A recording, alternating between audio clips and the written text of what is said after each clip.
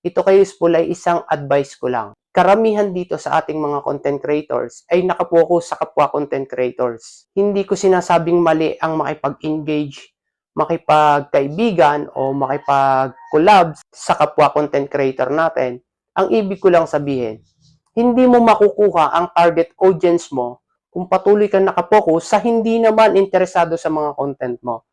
Kay Useful, ang content mo ay hahanapin ng mga tao kung talagang yun ang gusto nila. Ang mag-engage, ang mag-comment, ang mag-react, o kahit paanong connection ninyo sa bawat isa, sa bawat content creators ay mahalaga. Sabihin na natin na nagkakatulungan tayo. Pero sa kabilang banda, bigyan mo ng focus ang target audience mo kung para kanino ba. Paano mo ba malalaman kung para kanino ang target audience mo? Kaya Useful, sa araw-araw o palaging upload mo ay kahalintulad ng upload mo noong mga nakaraan, nagkakaroon ka ng niche na tinatawag specific target audience. Nabubuo yan ng hindi mo sinasadya.